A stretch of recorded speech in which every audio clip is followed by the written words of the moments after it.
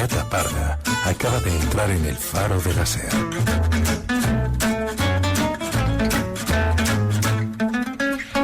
¿Qué tal? Buenas noches, bienvenida al Faro. ¿Qué seudónimo vas a querer que utilicemos contigo en los primeros minutos de la conversación? Loredana S. Loredana S.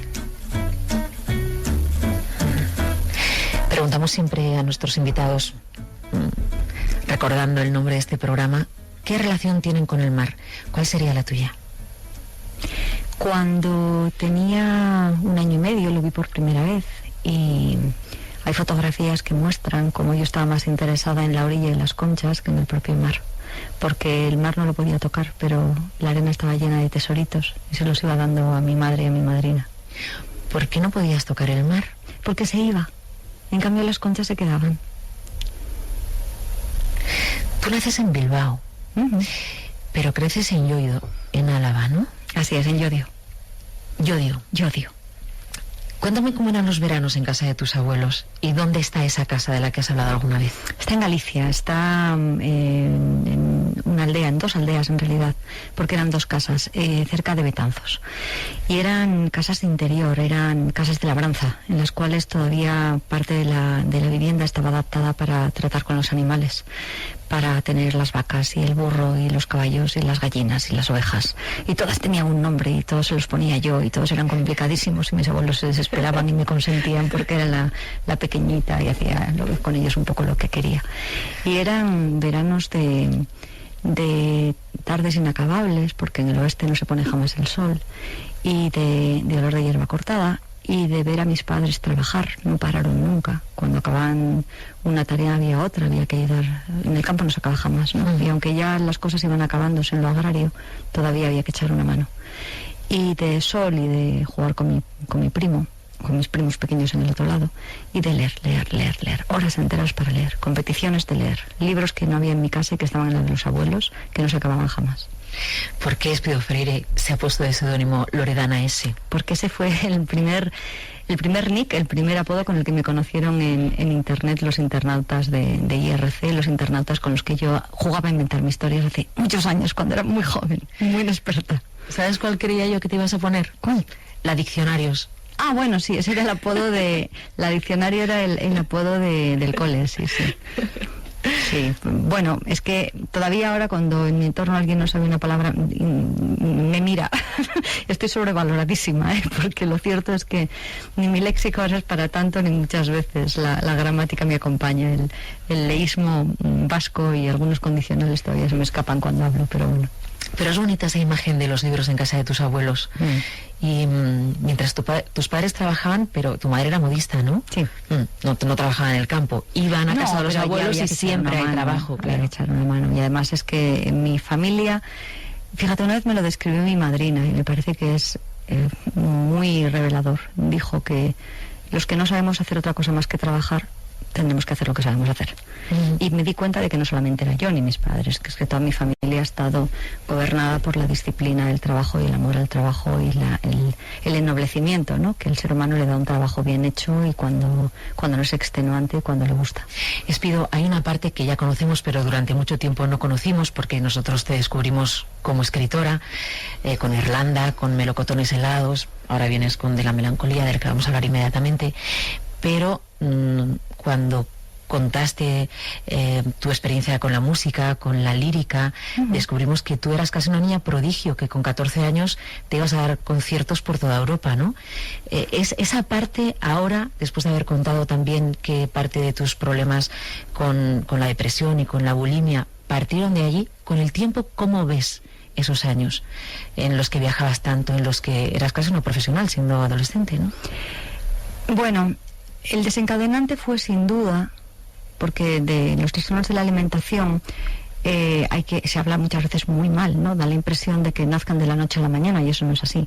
Hace falta, entre comillas, para padecerlos el cumplir unos requisitos previos. Uno de ellos lo cumplimos todas las mujeres de las últimas generaciones, haber nacido en una sociedad muy exigente y en la cual el valor del aspecto físico y la delgadez esté por encima de cualquier otro valor, ¿no? Con eso ya partimos. Luego tiene que haber un temperamento con una cierta tendencia a la depresión y posiblemente también un poquito a la neurosis. Tiene que haber un alto grado de exigencia, tiene que haber un entorno en el que la comida sea una preocupación, ¿no? En el País Vasco, pues bueno, no, una preocupación no es, pero es una constante. Sí. Y después tiene que existir generalmente un desencadenante. Y en mi caso ese desencadenante fue, a mi juicio, y a posteriori, han pasado 30 años, ¿no? El entrar en un entorno altamente competitivo, con unas normas muy diferentes a aquellas con las que yo me había criado, y en un entorno de adultos, en el que yo era una niña de 14 años. Y en el que, salvo algunas honrosísimas excepciones, yo no encontré ni el apoyo ni la comprensión que podían dedicar unos adultos a una niña. Y por otro lado, en lugar de pedir ayuda o en lugar de contarlo, yo veía los privilegios que tenía. Veía la posibilidad de viajar. Disculpa, ¿eras cantante de lírica? Sí, era soprano ligera. Soprano ligera. La voz más aguda de todas, la de las heroínas y la de las niñas. Luego ya, posiblemente, ahora haya evolucionado a lírico ligera y demás. No lo sé porque no continué cantando, pero eso decían. Pues viajabas sola, me decías. Claro, sí, yo veía los privilegios. Yo viajaba sin mis padres, viajaba con la compañía, con una coral y con gente del conservatorio. Y claro, veías mundo, estabas en hoteles maravillosos y salías al escenario y conocías a grandes estrellas y formabas parte de una estructura muy interesante, como podía ser un montaje de una serie de conciertos en el invierno del 88, 14 años y medio, estábamos en el Vaticano, en el aula Pablo VI. Ahí canté yo por primera vez, saliendo de mi entorno. Yo no pertenecía ni a un entorno ni a un lugar en el que nada de eso se hubiera podido cumplir si no hubiera sido por cantar. Entonces, ahí comienza muchas veces el desgarro, ¿no? La sensación de que aquello no me gustaba tanto, pero era buena en ello. No me llenaba, pero al mismo tiempo había cosas alrededor que sí, y la sensación de impotencia frente a lo que te estaba ocurriendo. Entonces yo no se lo conté a mis padres, pero más que ellos, los pobres, que como te digo, hicieron todo lo que pudieron y no hubieran permitido que yo continuara por ese camino si yo hubiera sido más clara. Pero tampoco la comunicación padres-hijos no era la que es ahora, incluso siendo buena. En mi caso ha mejorado mucho también con la edad, pero con 14 años les vas a llorar a tus padres. La gente de mi generación no lloraba demasiado. Es verdad. Y entonces, bueno, pues para cuando me quise dar cuenta, la única manera que yo tenía de expresar dolor y frustración y desubicación y demás era mi relación con mi cuerpo y mi relación con la comida. Y yo no sabía qué me estaba ocurriendo. De eso hablé años más tarde en fue muy libros. importante que lo dijeras públicamente y que lo contaras, porque muchísimas chicas y muchísimas mujeres encontraron en ti el referente que eres. Así yo espero que lo encontraran en el libro. Yo referente de poco, sinceramente. Y además me parece que muchas veces el apoyarte en alguien en apoyarte en alguien que no conoces, ¿no? En una figura es el camino más rápido para la desilusión. Entonces es mejor que aprendan a confiar en su... O sea, que hagan caso de lo que más o menos digo, pero no de lo que hago ni de lo que soy. A mí cuando me preguntan de qué libro estoy más orgullosa, siempre menciono los 3 que hablan de los trastornos de la alimentación. Porque no son literariamente los que tienen un valor mayor, ni tampoco son los que han sido más leídos, ni más traducidos, pero es que son los que me permitieron comprobar que con la literatura había un efecto inmediato de reflejo y de ayuda. Y todavía ahora, de vez en cuando hay gente que me dice que fue importante el leer esos libros o el trabajarlos en terapia o cualquier otra cosa porque le pusieron nombre a lo que no sabían ponérselo. Y yo, cuando me enteré de qué me había pasado, porque yo pasé esa etapa de la adolescencia sin saber que estaba enferma, pensaba que estaba loca, o pensaba que yo era rara, o que, no sé, con un sufrimiento enorme, pero sin saber qué me pasaba. Cuando me enteré, me juré a mí misma, y creo que lo he cumplido, que no iba a pasar nadie si yo podía evitarlo por eso sin saberlo, o sola. Tu nueva novela se titula De la melancolía. Hay una definición maravillosa en el libro. Dice esto: empezó la melancolía, no de pronto, como imaginaba yo, sino como un rumor muy lejano, nada claro, un eco de algo que apenas se adivina tras la puerta cerrada. Un eco, un rumor, que parece que es lejano y se va acercando, y una forma constante, ¿no?, de actitud. Cuando una persona está triste puntualmente. Me han dejado, estoy triste. Hay algo que desemboca en tristeza. La melancolía muchas veces te acompaña de por vida. Sí, sí. La vida, que es fascinante y que es maravillosa y que está llena de sorpresas, puede ser para algunas personas un territorio profundamente hostil. Y lo interesante de la melancolía o de la depresión es no solamente la forma en la que es vivida, sino la forma en la que es percibida.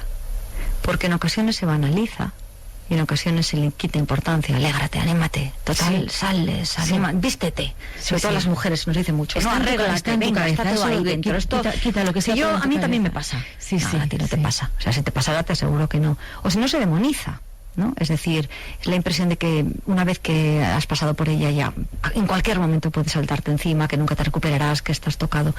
Y la mayor parte de las veces no es eso, ¿no? Es muy curioso porque se puede definir mejor generalmente cuando se ha pasado que cuando se está viviendo, porque no surge efectivamente de un día para otro y porque en muchas ocasiones, no voy a decir que estés predestinado a ella, pero sí que hay personas que bien por su genética, o bien por su entorno, o bien por las circunstancias, es muy probable que la pasen. Y es muy probable, además, que un porcentaje mucho mayor del que sospechemos ahora mismo estén identificándose con estas palabras. Lo que ocurre es que hay tantas depresiones sin tratar. Y hay tanto dolor psicológico en todos los ámbitos que no se reconoce y que se sobrelleva como se puede, que si la literatura nos permite mirarnos en los libros como si fueran espejos, qué interesante sería que este espejo sirviera para algo. ¿Qué te han dicho los lectores que han leído ya de la melancolía? Estoy, bueno, primero encantada. Siempre me sorprende la velocidad a la que algunos lectores agarran los libros. Porque acaba de salir, tenemos que hace unos días. El mismo día que salió algunas lectoras, he de decir, no sé si también lectores, a mí quien me lo han contado ha sido lectoras, lo devoraron. Me está sorprendiendo mucho el enorme vínculo emocional que crean con la protagonista principal, con Elena, porque no lo creen por lo que yo pensaba. Yo pensaba que al hablar, Elena pasa un momento muy duro en su vida y después empieza a construirse de nuevo, ¿no? Y yo pensé que sería en esa construcción, en la tristeza, en la depresión que pasa Elena, en la que la gente se identificaría. No, se identifican en el previo, en la sensación de impotencia frente a su vida, en la sensación de haber hecho muchas cosas bien y no tener ningún tipo de premio, ¿no? Así es Elena es una buena chica en general, que ha cumplido con las normas y que le han pegado 2 bofetones, pero bien dados, ¿no? Y curiosamente me estoy sorprendiendo al ver que muchas de mis lectoras tienen la impresión de que haber cumplido con las normas no les ha servido de gran cosa. Y los lectores estoy por verlo. Todavía tengo 2 de confianza que están a medias y que me dicen que les está gustando mucho, pero yo soy de las que está a medias y me está gustando mucho. Qué bien, cómo me alegro. Sí, te doy la enhorabuena, Espido. El lenguaje aquí cobra una importancia esencial. El hecho de describir un proceso como es el de entrar en la tristeza y salir de ella es muy delicado. Mucha gente no tiene palabras para ello. Y mi oficio es componer historias y proponer palabras distintas. Y las metáforas que he empleado para describir cómo entras ahí, cómo llegas a ese pozo y cómo luego poco a poco vas abriendo una puerta y una esperanza, ¿no? Eso sí me parece que ha quedado más o menos bien. Estoy contenta con eso. Y estoy contenta con haber entregado por fin, después de tan solo 21 años, una novela abiertamente optimista. Espido Freire, ¿quién dirías que ha sido o es o qué el faro de tu vida? Suena tan cursi decir que la literatura, pero es que ha sido la literatura. El arte en general, la belleza que genera el arte, todo ese mundo invisible que ha creado para mí.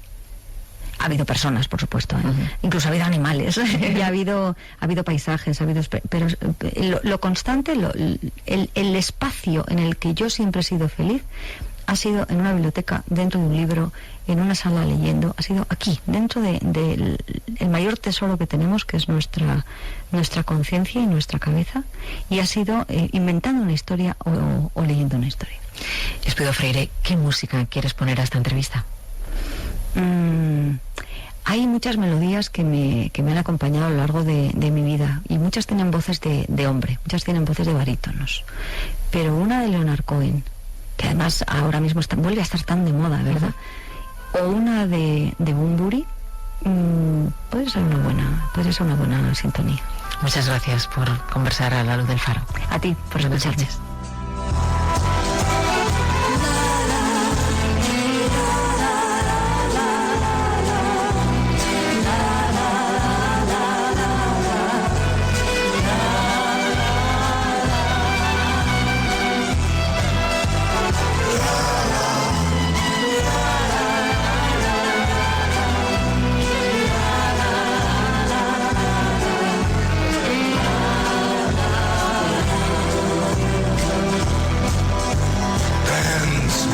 your beauty with a burning violin.